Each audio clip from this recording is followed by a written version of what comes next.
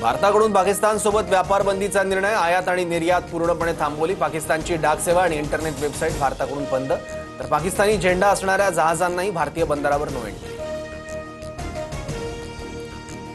पीओकेत भारतीय हल्ल्याच्या भीतीने 2 महिन्यांच्या राशनसाठी दुकानांवर गर्दी, बंकरची साफसफाई सुरू, मदरसे तात्पुरते बंद, तर फटाके, संगीत, लाऊडस्पीकरवरही बंदी। दहशतवादाला प्रोत्साहन देणाऱ्यांना धडा शिकवणार, अतिरेक्यांना खतपाणी घालणाऱ्यांवर कडक कारवाई करणार। पहलगाम हल्ल्यानंतर पंतप्रधान मोदींचा पाकिस्तानला इशारा। दहशतवाद्यांविरोधातल्या पुढच्या ॲक्शनसाठी भारताची तयारी, नौदल प्रमुख दिनेश त्रिपाठी यांची पंतप्रधान मोदींसोबत बैठक। पहलगाम हल्ल्याच्या पार्श्वभूमीवर दोघांमध्ये चर्चा। पाकिस्तानी जवानाचा भारतीय हद्दीत घुसण्याचा प्रयत्न, पाकिस्तानी जवान भारतीय सैन्याच्या ताब्यात। राजस्थानच्या श्रीगंगानगर परिसरात कारवाई।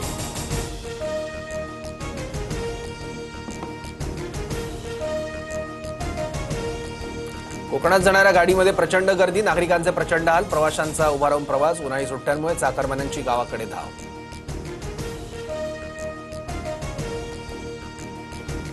पहलगाम हल्ल्यातील दहशतवाद्यांनी चेन्नईहून श्रीलंकेला प्रवास केल्याचा संशय, भारतीय तपास यंत्रणांच्या अलर्टनंतर सुरक्षा यंत्रणांकडून कोलंबोमध्ये विमानाची झाडाझडती।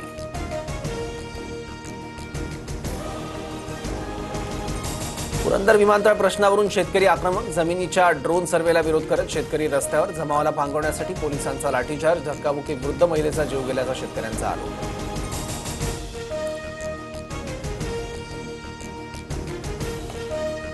महिलेचा मृत्यू पोलीस मारहाणीत नाही, आंदोलकांकडून पोलिसांवर हल्ला करण्याचा प्रयत्न झाल्यानं स्वसंरक्षणासाठी लाठीचार्ज। पुणे ग्रामीण पोलीस अधीक्षक पंकज देशमुख यांची माहिती।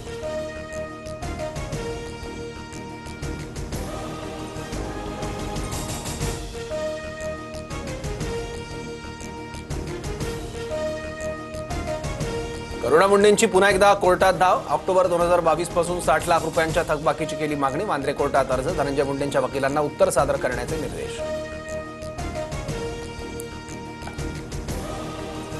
नागपूर, वर्धा, गोंदियात जोरदार अवकाळी पावसानं नागरिकांची तारंबळ, वादळी वाऱ्यासह गारांचा पाऊस। गोंदियात विद्युत खांब पडल्याने एका बैलाचा मृत्यू, तर काही ठिकाणी छत कोसळून दुर्घटना। राज्यातील शेतकऱ्यांसमोर अवकाळी पावसाचं संकट, पुढील 5 दिवस कोकण किनारपट्टीसह मध्य महाराष्ट्र आणि मराठवाड्यात अवकाळी पावसाचा इशारा।